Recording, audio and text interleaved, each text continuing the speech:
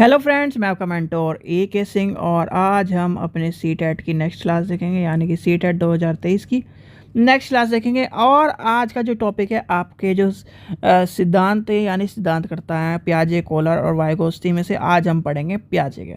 तो 5 का जो टॉपिक है आपका वो तीनों के ऊपर है, पर तीनों को एक साथ पढ़ाना का मतलब ये है कि बच्चों को दिमाग में कन्फ्यूज़न पैदा कर देना, क्योंकि प्याजे, कोलर और वाइगोत्स्की अगर आपने एक साथ पढ़ लिया तो फिर वही कन्फ्यूज़न आएगी जिस चीज़ के लिए आप परेशान रहते हैं। और अगर वही कन्फ्यूज़न आई और एक साथ पढ़ाकर कन्फ्यूज़न क्रिएट करने का मतलब ये है कि आपको याद ना कराना। ठीक है, तो आज हम क्लास 5 में खाली एक को लेके चलेंगे, यानी कि प्याजे को लेके चलेंगे। आज हम प्याज, एक तरह से प्याजे की, देखिए प्याजे की जो चीज़ें हैं उनको लेके चलेंगे। ठीक है, तो प्याजे का टॉपिक है। तो सबसे पहले आता है आपके जो विकास के सिद्धांत है। विकास के सिद्धांत में आपको पता है विकास की विभिन्न अवस्थाएं होती हैं और उसमें बालक के विशेष प्रकार के गुण और विशेषताओं को देखने को मिलता है। इसके संदर्भ में जो वैज्ञानिक है, जो मनोवैज्ञानिक जिनके बारे में हम पढ़ रहे हैं, प्याजे, कोलर और ये इन्होंने विभिन्न अवस्थाओं के संबंधों में अलग अलग प्रकार के सिद्धांतों को प्रतिपादित किया, करा है कि नहीं करा है। तो इसी तरह विकास के विभिन्न अवस्थाओं के सिद्धांतों में जैसे जीन पियाजे है और आपका कोलर है, वाइगोत्स्की है, इनका क्या मानना है कि अलग अलग सिद्धांतों में अलग अलग चीज़ों की अलग अलग विशेषताओं का उल्लेख किया है। तो आज हम पढ़ेंगे प्याजे। तो क्या है, चलिए छोटा सा लिख लेते हैं, लिख लेते हैं। चलिए ये ले लेते हैं कलर।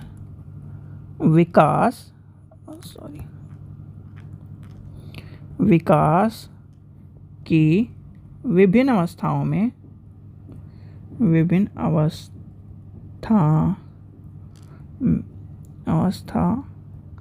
में बालक को में विशेष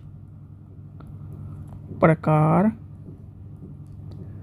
के गुण एवं विशेषताएं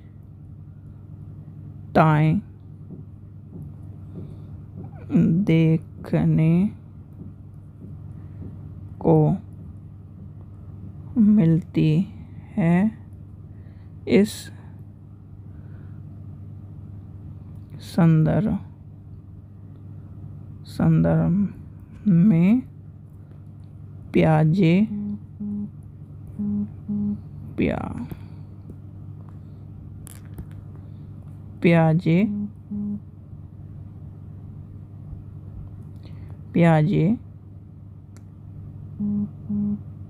का मानना है कि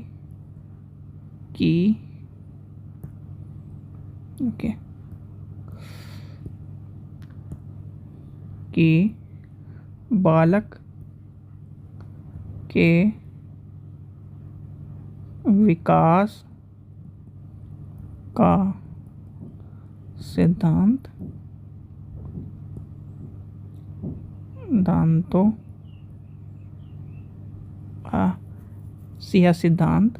अलग अलग होते हैं। सीधे सीधे लिख देते हैं, सिद्धांत अलग अलग होते हैं। ठीक है बच्चों, तो सबसे पहला क्या आएगा, प्याजे के मानसिक विकास की अवस्थाओं से संबंधित है। तो यानी पहले प्याजे के बारे में पढ़ेंगे, फिर और कल हम पढ़ेंगे कोलर के नैतिक जो चीज़ें हैं, यानी कोलर की हम कौन सी नैतिक विकास के बारे में पढ़े और वाइगोत्स्की के सामाजिक विकास के बारे में पढ़ेंगे। तो हम क्या पढ़ रहे हैं, सबसे पहले किसके चीज़ों का ध्यान रखना, प्याजे यानी कि जीन प्याजे। सबसे पहला क्या आता है, जीन प्याजे का मानसिक विकास का सिद्धांत है। ये आपसे पूछा जाता है, तो आपसे कई बार पूछा जाता है, जैसे आपने पूछे कि मानसिक विकास के सिद्धांत किसका है, नैतिक विकास का सिद्धांत किसका है, तो आपको ये पता होना चाहिए जीन पियाजे का है। तो अब जीन पियाजे जी है कहाँ के, जीन पियाजे जी हैं स्विट्जरलैंड के। पियाजे का निवासी यानी कि निवास स्थान या निवास कहाँ के हैं, जीन पियाजे, ये भी कैप हटा देते हैं, जीन पियाजे स्विट्जरलैंड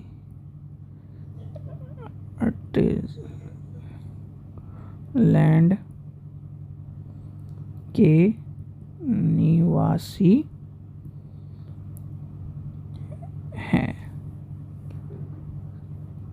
और इन्होंने क्या दिया है, एक और चीज़ ध्यान रखना, पियाजे के अनुसार ज्ञानात्मक विकास की अवस्था में एक क्रम होता है। तो क्या कहते हैं, पियाजे स्विट्जरलैंड के हैं, मानसिक विकास का सिद्धांत दिया है, पियाजे के अनुसार ज्ञानात्मक विकास की अवस्थाओं में एक क्रम होता है। ठीक है, और उनका क्या कहना है, क्रम होता है। और उसके हम क्या कहते हैं, उसके बाद अवस्थाओं में योग्य समय से पूर्व यानी प्राप्त नहीं होती इसके। अब इनका क्या कहना है, पियाजे ने 5 अवस्था दी हैं। तो पियाजे की जो 5 अवस्था है, पियाजे ने 5 चरण या 5 अवस्था दी हैं, 5 चरण लिख लेते हैं, चरण दिए हैं। तो पहला कौन सा है, पहला है आपका इंद्रिय गामिक आग्रह की अवस्था। तो ये कब से कब तक है, ये ध्यान रखना, ये हो जाएगी आपकी, कलर ले लेते हैं, 0 से 2 वर्ष तक, 0 से 2 वर्ष तक होती है, 2 वर्ष तक होती है। इस अवस्था में शिशु उल्टी सीधी हरकतें से आरंभ होता है, यानी कि उल्टी सीधी हरकत को जो करता है वो करता है। सबसे पहला क्या आएगा, यह अवस्था शिशु की उल्टी सीधी हरकतों से आरंभ होता हो या होती है। ठीक है, फिर क्या आएगा, इसमें क्या होगा, फिर बच्चा अभ्यास संयोजन यानी इंद्रिय जनित गामी द्वारा अवस्थाओं तक आता है, यानी कि ऑप्शन बोलो, ये हो जाएगा आपका, फिर बच्चा अभ्यास एवं संयोजन यानी ब्रैकेट में लिख देते हैं हम, इंद्रिय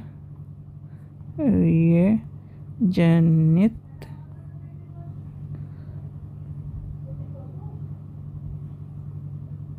देखिए जल्दी लिखने में देखो यही दिक्कत होती है कि वर्डिंग की चेंज हो जाती है। इंद्रिय जनित ब्रैकेट गामिक अंगों द्वारा इस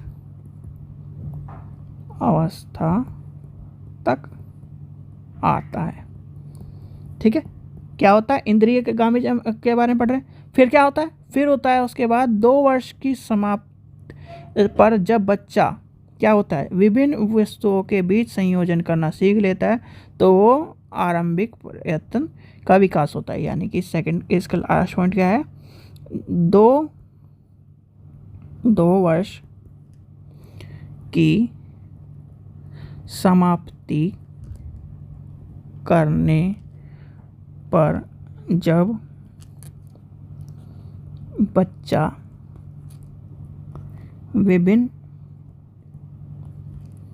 वस्तुओं के बीच में संयोजन करना सीख लेता है तो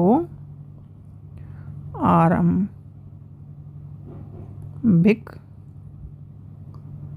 प्रयत्न का विकास होता है।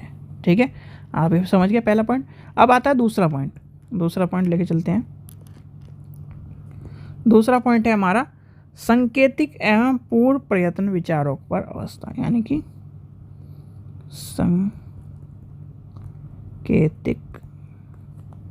एवं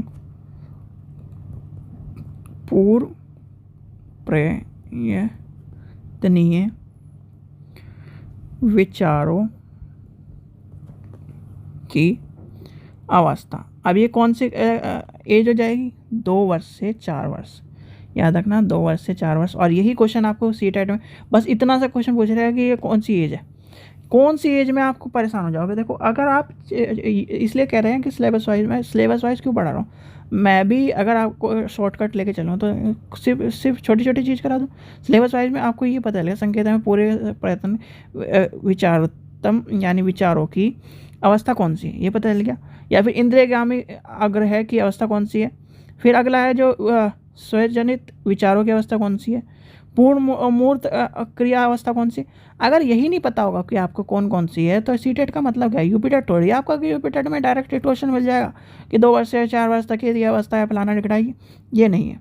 स्टेट टेट का अलग मामला होता है, सीटेट का अलग मामला है। सीटेट का मतलब ये है, सीटेट का कहना है कि क्या नाम, जो आखिरी यानी चक्रव्यूह का आखिरी जो आखिरी पार्ट था उसका पता होना चाहिए आपको शुरुआत की लेयर के बारे में छोड़कर। ठीक है, तो आखिरी क्या है, ये सब चीज़ें हैं। तो इसमें क्या आ गया है, चलिए लिखते हैं। आखिरी जो है, इस अवस्था में बच्चे के मानसिक विचारों पर आने यानी कि विचार आने लगते हैं और चौथे वर्ष तक अंतिम तक संकेतों का प्रयोग करने लगता है। क्या होता है इस अवस्था में, इसमें क्या है, या इस अवस्था में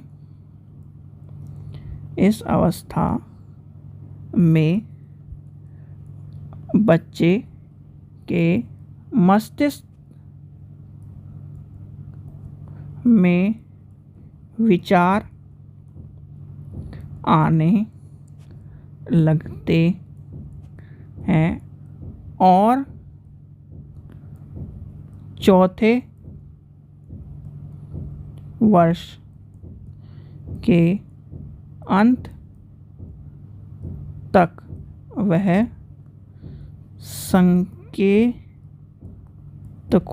का प्रयोग करने लगता है। कैसे? अब आपने एक वो जो फिर मैं बताऊंगा, बॉलमीटे वाला ऐड देखा है जिसमें काजोल क्या कहती है, काजोल के साथ एक बच्चा रहता है बॉलमीटे के ऐड में, वो कहता है कि मम्मी 28 दिन के होते हैं, फरवरी में 29 दिन के होते हैं। ये वाला जो ऐड आता है वो क्या कर रहा है, वो बच्चे के दिमाग में यानी कि एक तरह मस्तिष्क में जो विचार पैदा हो रहे हैं वो उस चीज़ के बारे में ही जताया गया है। क्योंकि इस एज में बच्चे के मस्तिष्क में नए नए विचार पैदा होते हैं और उस विचारों के माध्यम से ही वो अलग अलग चीज़ों के संकेत सोचता है, विचार पैदा करता है कि यार ये क्यों, जैसे क्यों, कब और कैसे वाली बात उस टाइम पे सबसे ज़्यादा होती है। क्योंकि माइंड नई नई चीज़ों की खोजना शुरू कर देता है। और आपने देखा होगा लिटिल साइंटिस्ट का जो संज्ञा दी गई है उसी टाइम के बच्चों में दी गई लिटिल साइंटिस्ट। क्यों?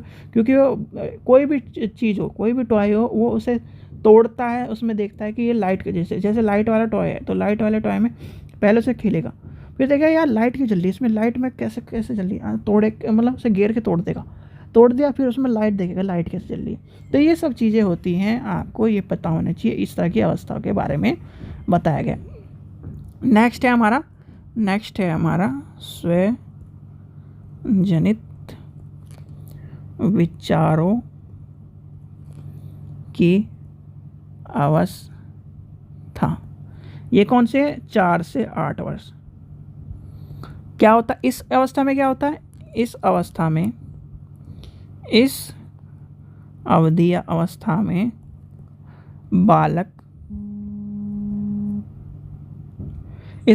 बालक विभिन्न संकल्पनाओं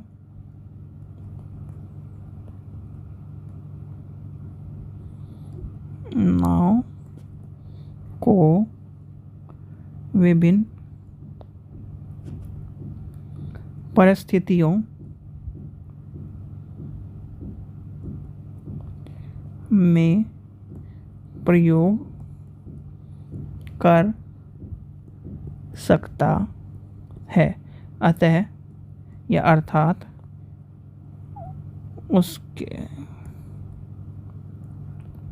उसके अंदर सामान्यकरण की क्षमता आ जाती है। अब देखिए, एक चीज़ मैं आपको बताता हूँ, जैसे आप जिस एज में हो उस एज से आने से पहले आप इस एज से भी गुजरे होगे, यानी बचपन की एज से भी गुजरे होगे। भले ही आपको कुछ चीज़ ना याद रहा हो तो कुछ चीज़ तो आपको याद होगी कि आप भी इस तरह से करते थे। क्योंकि देखो, साइकोलॉजी जो हमें पढ़नी है, टीचिंग में साइकोलॉजी जो पढ़नी है, और जो हमें इस तरह अगर आप अपने आप से रिलेटेड करके चलोगे ना तो ज़्यादा इम्पोर्टेंट और ज़्यादा अच्छा आपको एनवायरनमेंट मिलेगा।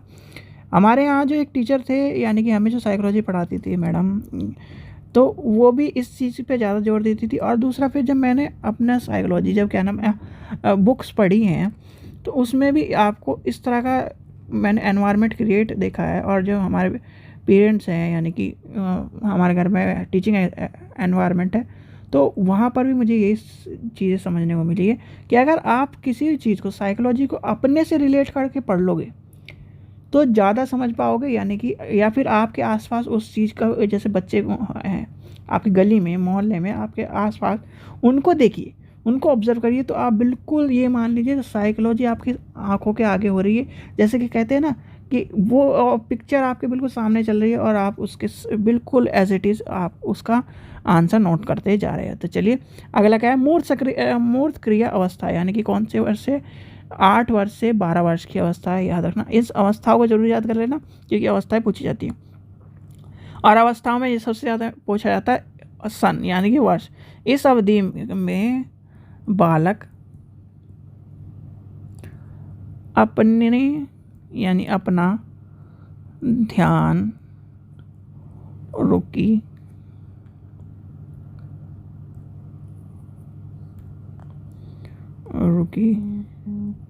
हुई अवस्था से हटा सकता है, अर्थात वह अपने वर्तमान अनुभवों के आधार पर अपने भविष्य की पहचान करता है, भविष्य को पहचान सकता है। ठीक है, तो ये हो जाएगा। क्या है, अब आपको चारों अवस्था देख लीजिए दोबारा। पहली कौन सी अवस्था है, इंद्रिय गामा ग्रहण अवस्था, यानी इंद्रियगामी अवस्था हो जाएगी, जिसमें इंद्रिय का प्रयोग करके सारी चीज़ें, इंद्रिय का करता है 0 वाली एज में। दूसरे वाली एज में क्या करता है, वो उल्टी सीधी, यानी इस तरह से वो हरकत करके, यानी कि एक तरह संयोजन, अभ्यास, इस तरह की अवस्था होती है। दूसरे फिर क्या होता है, इसके बाद क्या आ जाती है, कौन सी अवस्था है, संकेत एवं पूर्ण प्रयत्न, यानी विचारों की अवस्था होती है 2 से 4 वर्ष की। इस अवस्था में क्या करता है, इस अवस्था में मानसिक विचारों का, या उसमें क्या क्या चलता रहता है, उसके दिमाग में क्या क्यों कैसे, ये सब चीज़ें आ जाती हैं। फिर आ जाता है स्वयं जनित विचारों की अवस्था, इसमें और एडवांस आ जाता है वर्जन, यानी कि एक तरह से प्रयोग करके जो चीज़ें हैं, जो आपको मैंने बताया थे तोड़ने वाली, वो यहाँ पे आ जाएगी। फिर आ जाता है मूर्त क्रिया अवस्था, इसमें विचारों का परिवर्तन, यानी कि भविष्य में क्या होना चाहिए, ये इस तरह की चीज़ें थोड़ी बहुत आ जाती है। इसके बाद आपको बताइए, इसके बाद कौन सी अवस्था शुरू हो जाती है, आपको किशोरी अवस्था शुरू हो जाती है। ठीक है, ये था आपका प्याजे, यानी प्याजे की मानसिक अवस्था थी। अब आपको पढ़ना है कोलर का, यानी कि कोलर के नैतिक विकास का की अवस्था पढ़नी है, ये हम करेंगे कल। आपको प्याजे समझ में आ गया, यानी एक एक इसमें जो टॉपिक था 5 टॉपिक में प्याजे, कॉलर और वाइगोस्ती था। अगर एक साथ पढ़ा देते फिर आपको कन्फ्यूजन रहता, इसलिए प्याजे पढ़ाया आज, कल कॉलर पढ़ेंगे और फिर वाइगोस्ती, इस तरह से पढ़ेंगे तीनों पार्ट में हम, क्योंकि अभी आपके पास टाइम है, सफिशिएंट टाइम है। सारा सिलेबस आपका एग्ज़ाम से यानी सीटेट से पहले कवर करा दूंगा मैं आपका सीडीपी का, और जिससे आपको क्वेश्चन मिलने ही वाले हैं। और मैं वही क्वेश्चन यानी वही सिलेबस में वही करा रहा हूँ जो आपको क्वेश्चन जिस तरह का मिलेगा, यानी कि और बिल्कुल फालतू चीज़ें पढ़ाने का कोई फ़ायदा नहीं है। ठीक है बच्चों, आशा करता हूँ आपको वीडियो पसंद आई तो लाइक करें, चैनल को सब्सक्राइब करें, और वीडियो को आप ज़्यादा से ज़्यादा शेयर नहीं करते और वीडियो को लाइक नहीं करते तो बच्चों लाइक करो, शेयर करो और अपने दोस्तों को भेजो। ठीक है, थैंक यू। और जिसे बुक लेनी है प्रीवियस ईयर क्वेश्चन पेपर की तो बुक ले सकता है, यानी कि प्रीवियस ईयर क्वेश्चन पेपर की बुक 118 रुपये की है, वो लिंक डिस्क्रिप्शन में, वहाँ से जाकर ले लें, क्योंकि प्रीवियस ईयर के क्वेश्चन पेपर आपको करने कंपलसरी हैं। अगर आप उन्हें नहीं करते तो फिर तो आपका सीटेट में कोई भी स्थान, एक तरह से आपको चीज़ों का पता नहीं चलेगा। थ्योरी पढ़ लोगे तब भी आपको चीज़ों को सॉल्व करना नहीं पता, क्योंकि उसमें जो प्रीवियस ईयर के पेपर में होता है, प्रीवियस ईयर के पेपर से आपको टैग वर्ड का पता चल जाता है, किस तरह से ऑप्शन काटने हैं वो पता चल जाता है। जब तक आप प्रीवियस ईयर नहीं करोगे तब तक सीटेट का कोई फ़ायदा नहीं है। ठीक है बच्चों, चलिए तो प्रीवियस ईयर के बच्चे का पेपर ले लिए, लिंक डिस्क्रिप्शन में दिया है। Thank you.